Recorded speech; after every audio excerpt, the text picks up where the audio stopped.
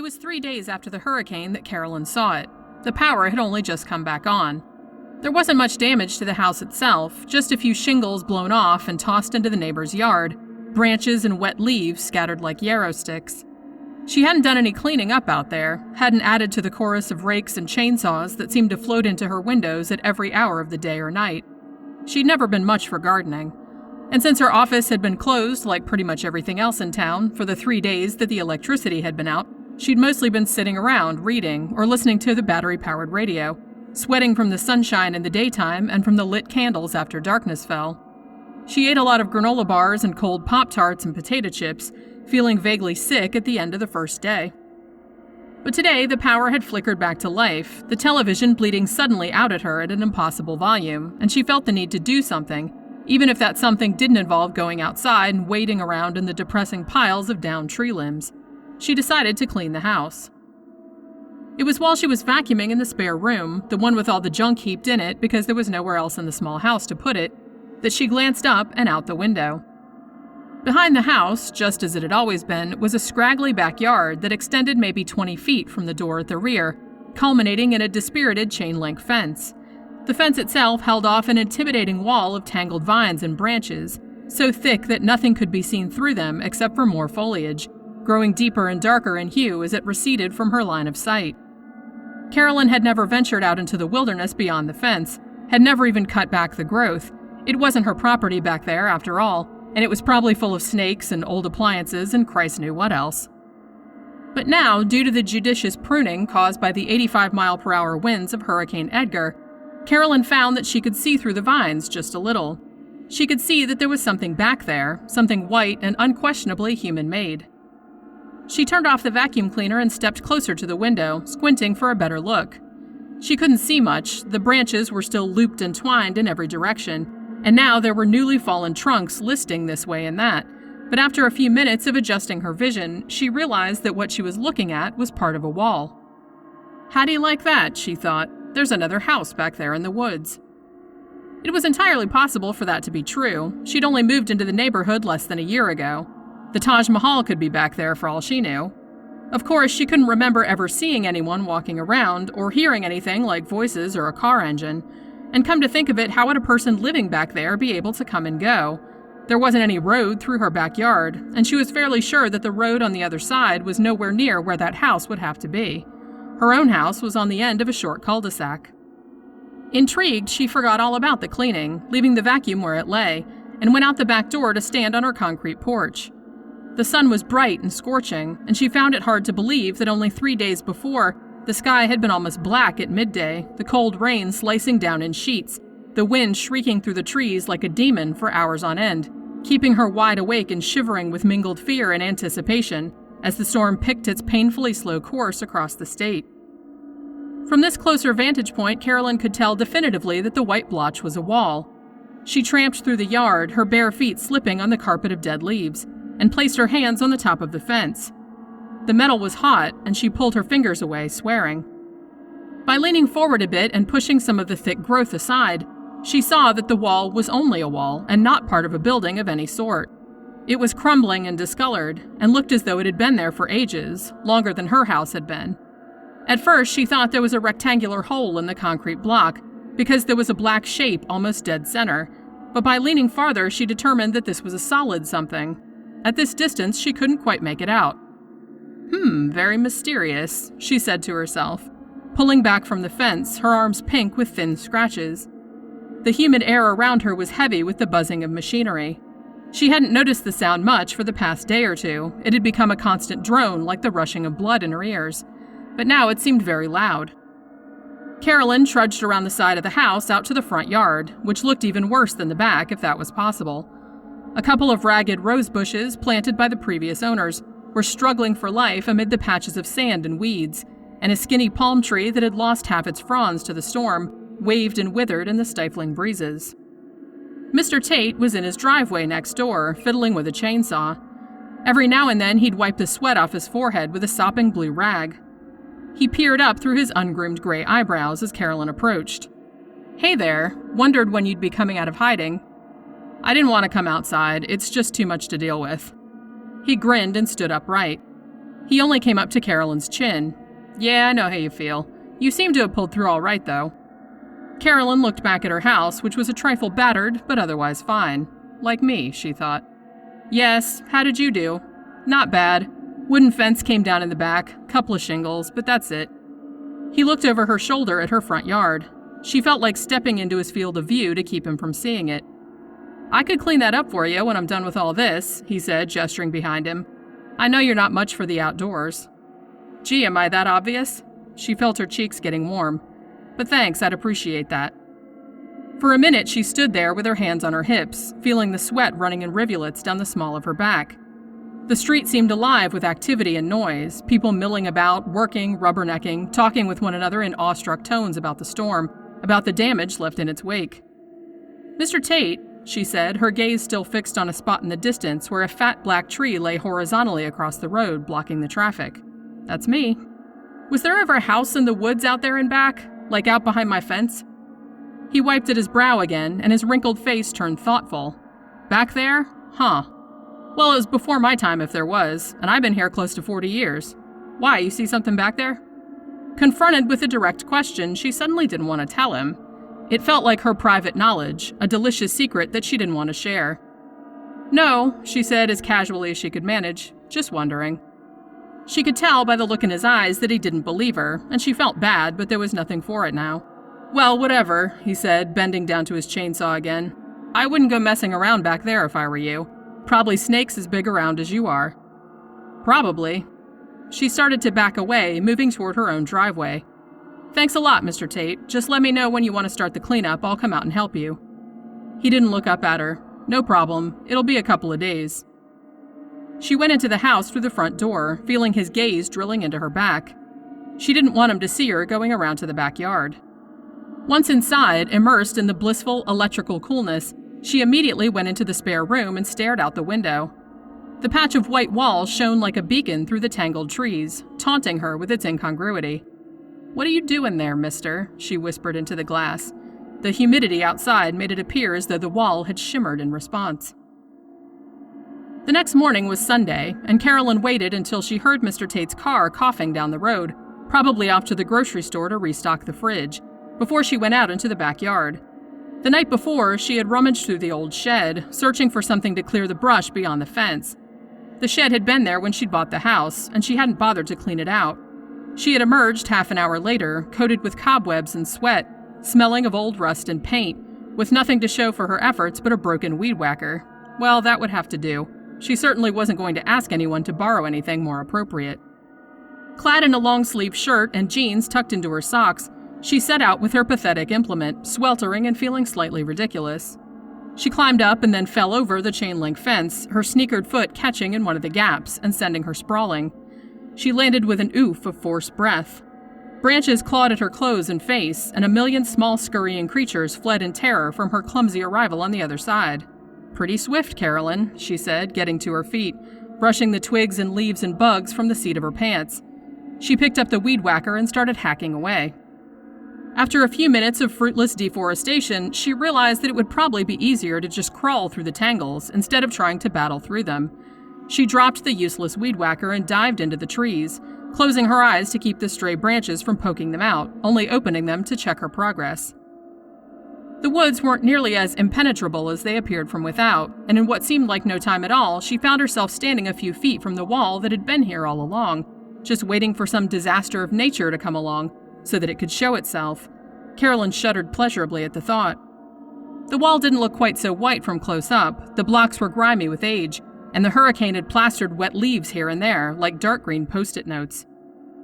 But the most interesting thing by far was the black something or other that Carolyn had seen from the window, at first thinking it was a small hole. It wasn't a hole, though. It was a mailbox. All the mailboxes on her street, and indeed in most parts of the city, were log-shaped metal things, fastened to wooden poles that were set into the ground beside the road. But this is one of the types seen on older houses, black and oblong, and mounted right on the outside of the house, usually near the front door.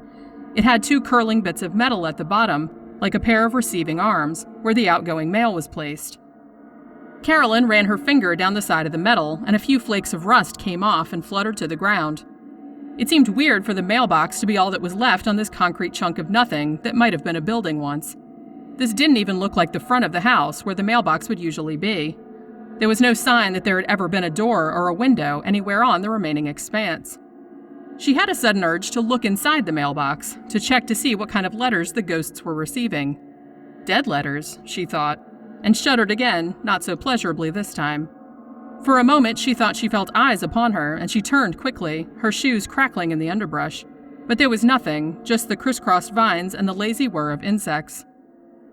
With the sense that she was doing something illegal, spying on someone who just wanted to be left alone out here in the woods, she flipped up the black metal top. It squealed so loudly that she actually shushed it, peering around her again to make sure no one had heard, to make sure Mr. Tate wasn't standing there at her back fence, straining to see her through the branches. She looked inside. There was something in there, down in the dark. Carolyn's body temperature seemed to drop 20 degrees, despite the broiling sun and the thick layers of clothing.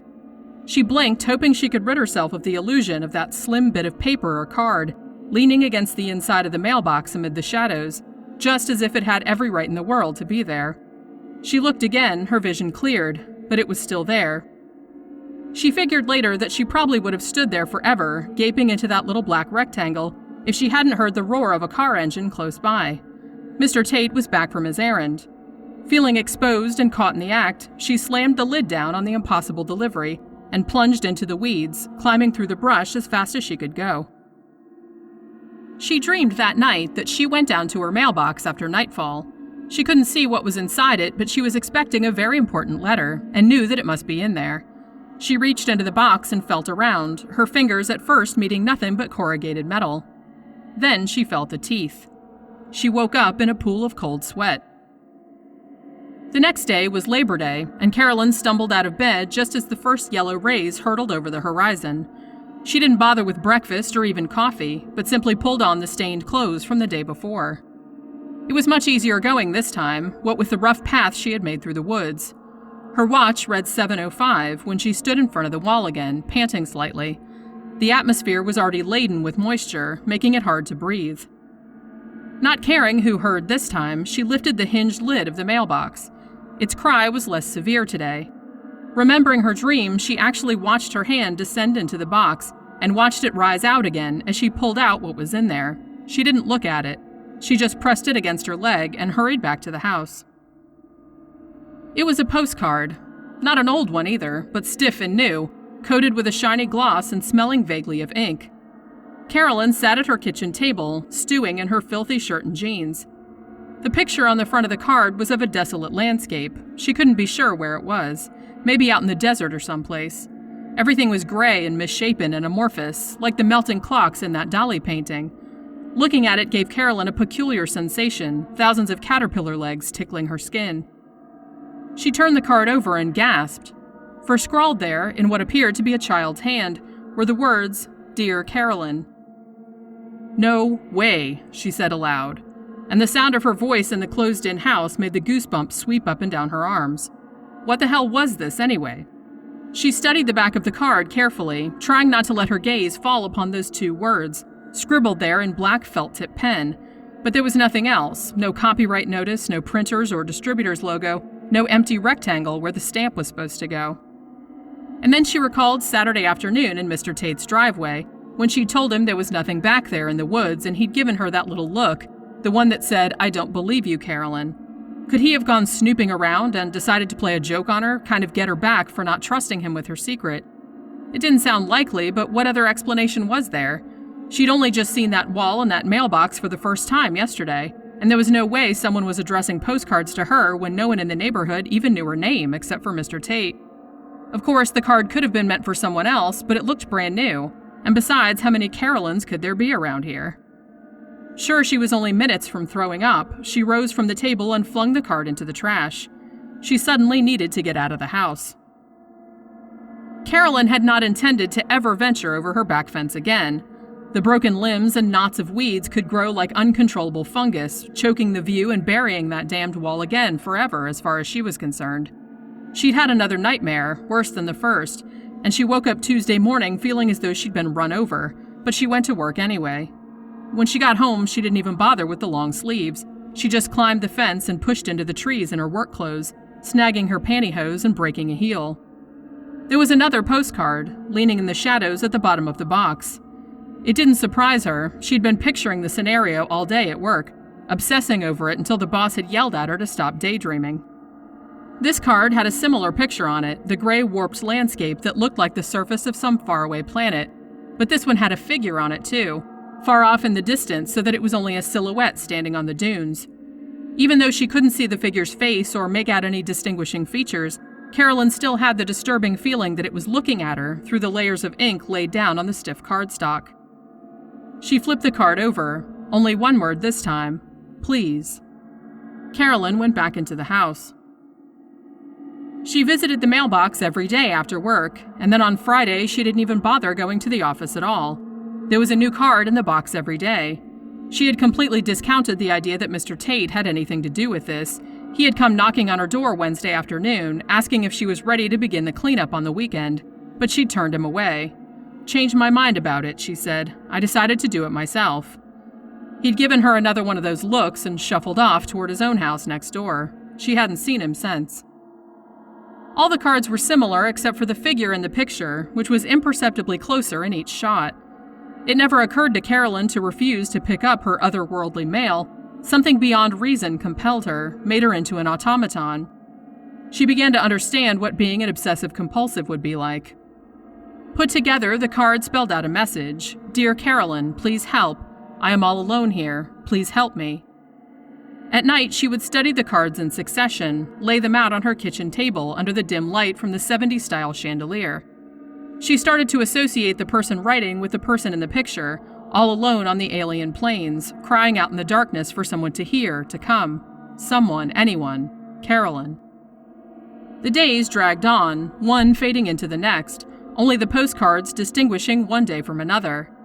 Carolyn got fired from her job because she never bothered to show up anymore. The fallen tree limbs out in the yard started to rot. And every day when she went out to the mailbox, not her normal mailbox, she only checked that every third day or so, whenever she could be bothered to go through that ritual, that pale imitation of this greater one, there would be another postcard for her. None of the others had her name on them, just the first one had, the one she'd thrown away. But she knew they were for her, always for her. At this point, the figure in the postcard stayed in the same place, and the message just kept repeating itself over and over. "Alone, please help." The figure on the postcard looked so forlorn, yet so sinister. It was still quite far off, and its face was still just a dark shadow, a smudge of bluish-gray ink. It hadn't gotten any closer for the last 7 or 8 days, and Carolyn didn't know what to do. The nightmares were very bad now. Most nights she didn't sleep at all. Her eyes were sunken into their sockets. At last, one day, it came to her as she was lying in bed, stinking, unable to remember when she'd showered last. The idea struck her with such force that she sat up in bed as though she'd been yanked up by a string. With more zeal than she'd shown since the postcards started coming, she hopped out of bed, feeling faint for a second because she hadn't been eating much either. But when she'd recovered, she gave herself a quick scrub in the bathroom sink, washing off most of the accumulated weeks of grime. Then she threw on some clothes that looked halfway presentable and dashed out to her car as fast as her bony legs would carry her. Mr. Tate was out in his yard next door, watering his lawn. He glanced up at her but otherwise didn't acknowledge her presence. She squealed the tires as she backed out of the driveway. She felt weightless, elated.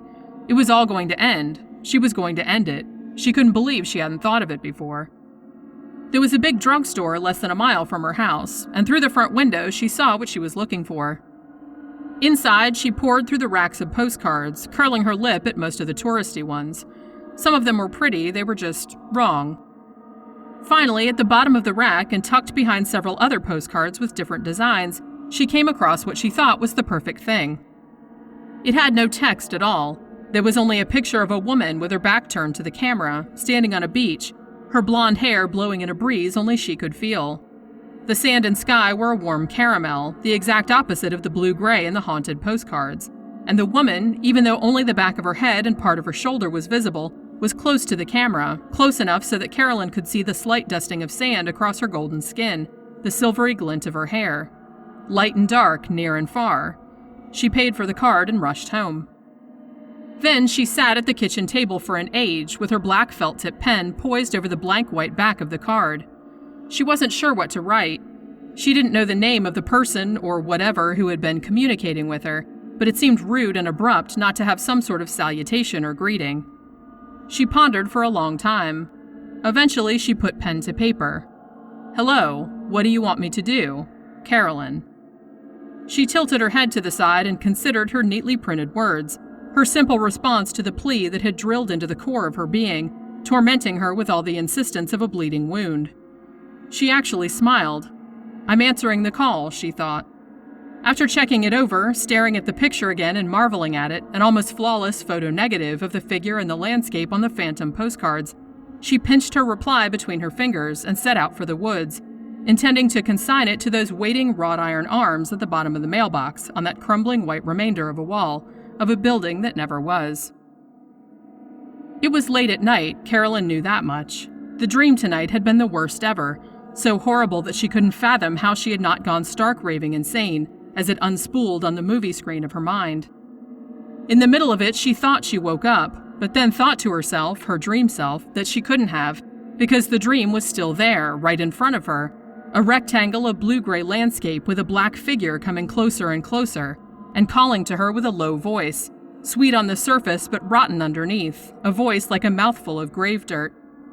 Carolyn shook herself, trying to get out, to get away, but the postcard picture was enveloping everything, turning everything familiar around her into a warped, dark mockery of itself. The figure was so close now, and Carolyn could smell it, an overpowering reek of mold and decay and the dry stench of desiccated flesh. She sat up and tried to back away, feeling the wooden headboard behind her just like it was in her real bedroom, the one she'd see when she finally woke up from this endless nightmare, and her thoughts were racing, feverish, thinking of how long that white wall had been back there, hidden by the tangled vines, and how long the messages had been waiting for her, just her, and then once they found her, waiting for her to answer them. And then the enormity of what she'd done struck her like a megaton warhead, and she thought, it kept calling me and calling me. It was calling me all the time, but I never answered it, so I was safe. But now I've answered it. I've told it who I am and where I am. And then the figure in the postcard was very close, the smell of it so strong that she could taste it at the back of her throat. And then it turned its head. All Carolyn remembered was teeth. It seemed like millions of them, like tiny silver razors in a mouth as big as the world. And she screamed and screamed, but it didn't do any good. No one could hear her. And just before everything went black, she saw that alien landscape swallowing the universe, making everything warp and sag. And then she was swallowed in turn, disappearing into the shifting blue-gray sands on the other side of the wall. Whiskey, Oscar, Mike, Bravo, Alpha, Tango.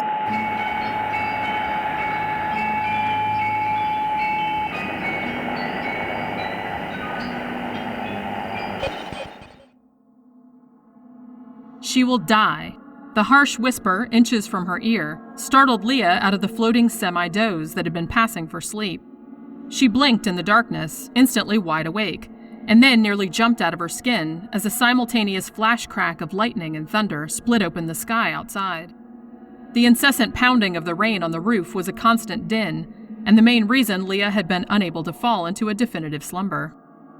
John, however, seemed to be having no such difficulty. Leah turned her head on the pillow to look at his slackened face, resenting him just a little for being able to sleep so soundly through what was surely the most violent storm in decades. Then she remembered the whisper that had awakened her. Had she really heard it, or had she been dreaming? If it hadn't been in her mind, then John was the obvious culprit, though he certainly didn't look as though he had spoken, didn't look as though some nightmare was disturbing him to the point of vocalization. As she watched, his lips parted with a soft plip. "She will die," he hissed again, quite clearly, in a voice that was his own and yet somehow not his own, as if he were attempting to do an impression of someone with an odd, tremulous, high-pitched warble, and not succeeding very well. "She will die, but not yet.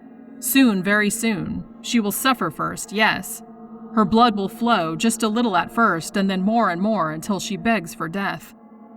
The lightning flashed again, momentarily throwing John's sleeping face into ghoulish relief. His mouth was still moving, forming muttering cocoons around secretive words that Leah couldn't quite decipher. His eyes were stationary behind their lids, and his brow was unwrinkled and serene. The stillness of his face against the constant flapping of his mouth gave him the aspect of a marionette, whose lips alone were controlled by a puppeteer's strings. The effect made Leah shudder. A second later, thunder boomed, and darkness descended again. She turned her head to stare at the ceiling, trying not to hear the foul whispers creeping among the bedclothes. She considered waking him and even moved her hand to his shoulder to do it, but then reconsidered. She wasn't up to dealing with the inevitable crabbiness and blame he'd lay upon her if he were unable to get back to sleep, if he were tired for work in the morning. The whispering was spooky, but she decided she preferred it to the anticipated complaining at being awakened. Softly, she slid from beneath the covers and placed her bare feet on the carpet. John still jabbered from his pillow, and every now and then a word like flay or butcher would bob up out of the murky stew of his ramblings. Leah tiptoed across the rug, pulling on the robe she'd left draped over the armchair. She wasn't sure why she was trying to be quiet. If John could sleep through the earth-shattering howls of wind and water outside, then he could probably sleep through anything. All the same, she turned the knob slowly and eased the door closed as she left the bedroom. The clock in the den read 2:48. Sighing, Leah padded into the kitchen and made herself a cup of hot chocolate. She knew she'd be up for the night. The storm didn't sound like it would be lessening anytime soon, and besides, John's whispering had given her the creeps. Once settled back in the den with the warmth of the mug reassuring in her hands, she had resigned herself to wakefulness. Fumbling for the remote, she flicked on the television, then cursed under her breath. A couple of $1,000 for a new satellite dish setup, and the storm had apparently rendered it useless. There was nothing on the screen but dancing gray-white static. "It must have been a hell of a dream you had last night."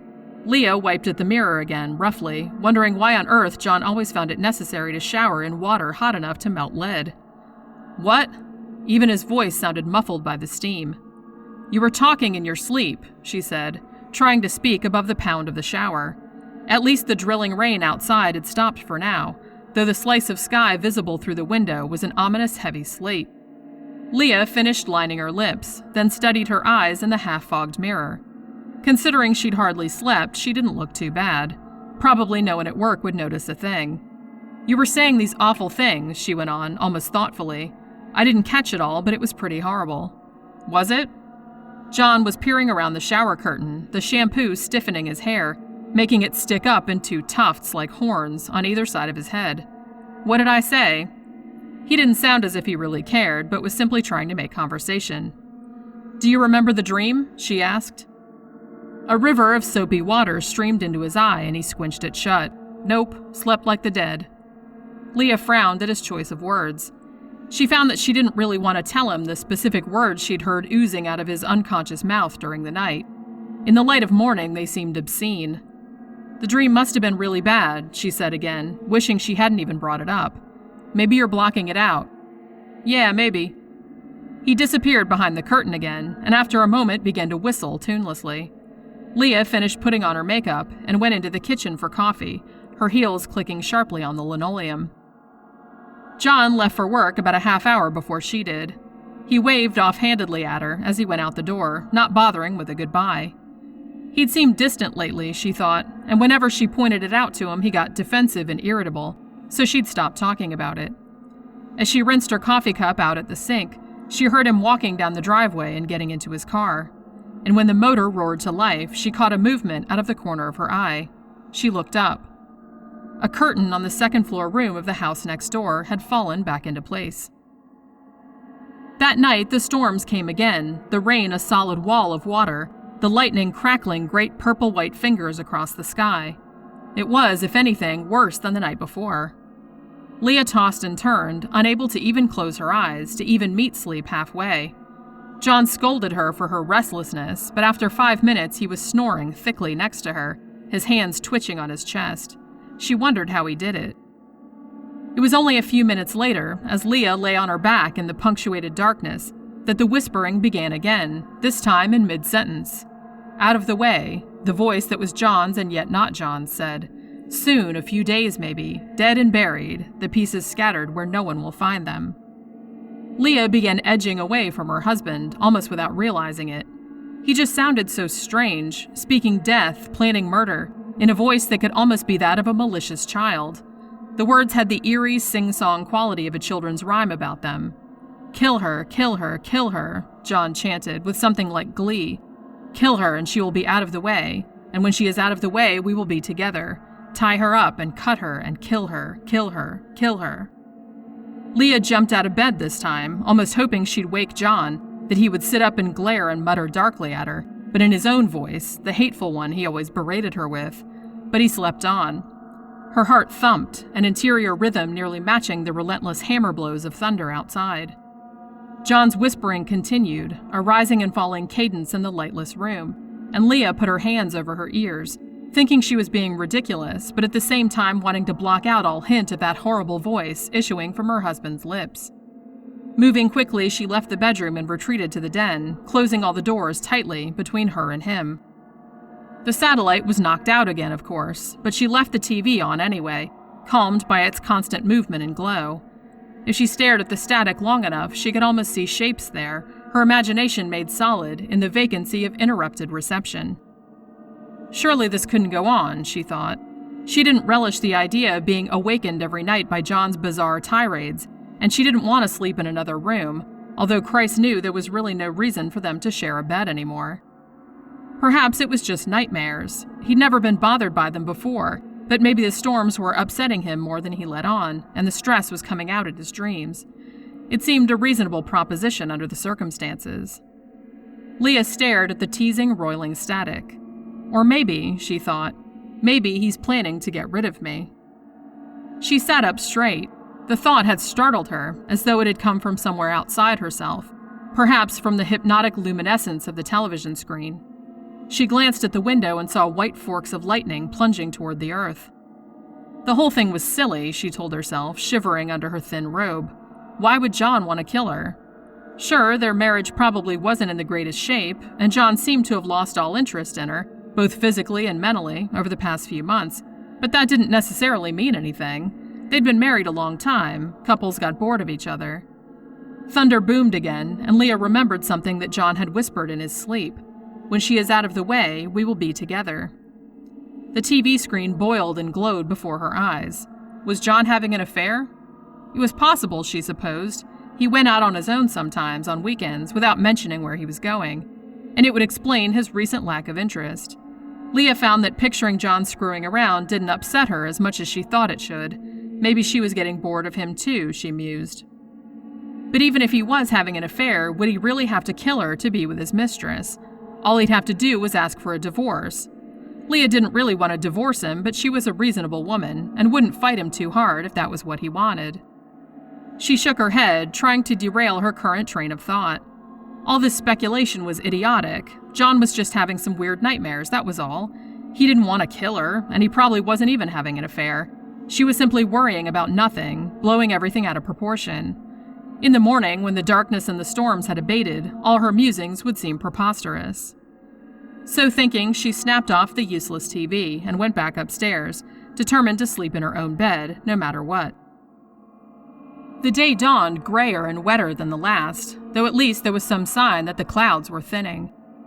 Leah had not slept at all, and her eyes felt huge and dry in their sockets. John's whispering had continued into the night, until finally she had been forced back into the den, where she'd curled up on the love seat and stared at the blank television until sunrise. John entered the kitchen whistling, his wet hair still slicked back against his well-formed skull, his skin smelling of soap. He headed for the coffee pot, not seeming to notice his red-eyed wife sitting at the table, still dressed in her robe. "You kept me awake again last night," she told him when he'd sat down opposite her and opened his paper. He peeked over the sports section. "What?" "Talking in your sleep, all night." He scowled. "You could have slept in the den or the guest room." He lowered his eyes to the page again. "I did go to the den. I didn't sleep, though." She sipped at her orange juice, grimacing at its sourness. "You kept saying that you were going to kill me." It had come out before she realized she'd said it. John barked laughter behind the paper. "I'd never get away with it. I'm a crummy liar." She knew it was meant as a joke, but she couldn't bring herself to smile. "I think I'll call in sick today, see if I can get in a nap." "Yeah, you do that." John slurped up the rest of his coffee and dropped the sports section onto the tabletop. "I gotta go. There's a meeting this morning and I can't be late. Have a good nap." He had shouldered into his coat and was gone before she'd registered his words. Her whole body felt sluggish and heavy, yet somehow wired with a jittery electricity. Her throat was like sandpaper. Not bothering to pick up the dishes or the newspaper, Leah headed straight upstairs, the events of the night before still buzzing in her brain. She remembered thinking how everything she'd imagined about John's affair and his planned murder would seem silly in the morning, but now that morning had come, for some reason all of her suspicions seemed more plausible than ever. In the bedroom, she first opened John's dresser drawers, one by one, filtering carefully through the socks and underwear as though she was at a sacred archaeological dig. She wasn't sure what she was looking for, but she was confident she would know it when she saw it, if she saw anything at all. The drawers yielded nothing, so she turned her attention to the closets. John's suits hung in fairly neat rows off to one side, along with his few casual clothes. She searched all the pockets inside and out, and even shoved her fingers down inside every one of his shoes, feeling around in their damp feetedness, expecting any minute for something. What, a signed confession of adultery, a pair of women's panties reeking of some perfume she never wore? To insinuate itself into her grasp. Nothing did. Her sleeplessness was now having the odd effect of making her feel supernaturally awake, aware of every tiny sound and dust mote, aware of the blood coursing through her body, beating at her skin as if longing for escape. She felt as if she was on a cocaine high, seeing everything in vivid detail. The edges of everything were so sharp that they made her eyes hurt. There was something for her to find in this house, and she was going to find it. 2 hours later, while tearing apart John's study, she saw it. At first, she was so caught up in the wanton destruction of John's things, so caught up in the search, that she almost tossed it aside, despite its obvious significance. Just as her hand was about to pitch it away, she realized what she held, and closed her fist around it. When she opened her hand, it lay on her palm, sparkling up at her innocently. It was a fragile gold chain, thin and delicate as spider silk, but obviously expensive. She looked hard at it, noticing the bent wire where the clasp had broken. The necklace was not hers. She was partial to silver jewelry when she wore any at all. Leah held the chain between two fingers and dangled it in front of her eyes. She almost fancied she could feel the warmth of the woman's neck that had worn it and lost it, here in this very room. In her mind, she saw John leading an attractive young, yes, of course she'd be younger, wouldn't she, and blonde where Leah was brunette, girl into his study, the gold necklace sparkling over the twin humps of her clavicle, her face nothing but a pale smear in Leah's imagination. "My wife will be suspicious if we go to the bedroom," John said in her vision. "The carpet in here is soft enough." Leah got to her feet, still gripping the chain. Even though she told herself last night that the idea of John screwing around didn't bother her much, now that she was confronted with the reality, and in my very own house, he brought her into my house, she was a mass of conflicted emotions. The strange, sleepless buzz she'd been riding all morning seemed to be ebbing away, and now she was left with nothing but an exhausted sense of betrayal, depression, and hopelessness. It was all true. John was cheating on her, and if that much was true, then maybe the rest of it was too. But could it be? John didn't seem like a murderer. Callous and insensitive, yes, but capable of killing his own wife. As he'd said earlier, he was a crummy liar. Little imagination, no real passion, no verve. To be frank, Leah didn't really think he had the balls to kill someone. But the dreams, she reminded herself. Maybe he'd suppressed his plan so deeply that his guilt only came out in his dreams. Troubled and confused, Leah slipped the necklace into the pocket of her robe and left the study, not bothering to clean up the mess she'd made.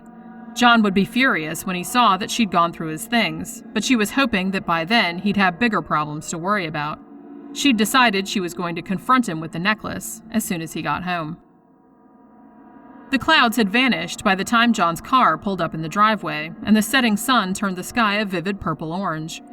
Leah had showered and dressed, and even tried to conceal the grayish bags under her eyes with makeup. She had gotten no sleep, but had spent the afternoon envisioning scenarios about tonight's confrontation. She now sat at the kitchen table, fidgeting in her chair, taking the gold chain out of her pocket and placing it on the tabletop like an accusation, then changing her mind and putting it back into her pocket again. When John's key turned in the lock, she nearly screamed. He strolled into the kitchen, taking off his coat, not looking at her. Leah's mouth opened to speak, but no sound came out. "I've got some work to do in my study," John said, hooking a beer out of the fridge with one manicured hand. "Don't bother with dinner, I'll just grab something later." He was gone in an instant, and Leah heard the study door close and lock. She sat there with her mouth still hanging open, waiting for the inevitable moment when he would come storming out of his study, thundering at her about the mess, about invading his privacy. She clutched the warm gold links in her pocket. She wondered if he'd known the necklace was there. Had the woman called him at work, perhaps, breathing down the line in her sultry, wheedling voice. "It's a very expensive necklace, and I just can't find it anywhere. Did you happen to come across it, darling?" With a snarl, Leah realized that John might have been the one to buy it for her. She steeled herself for John's return, the necklace wrapped around her fingers like a rosary. But strangely, he didn't come. There was only silence from the direction of his study. After a few agonizing minutes, Leah considered getting up and knocking at the study door, forcing him to come out, but she found she couldn't quite do it. Maybe she was a coward, or maybe she just didn't want all her worst suspicions confirmed. She felt very tired all of a sudden. The storms had returned, beating on the walls of the house with monstrous violence.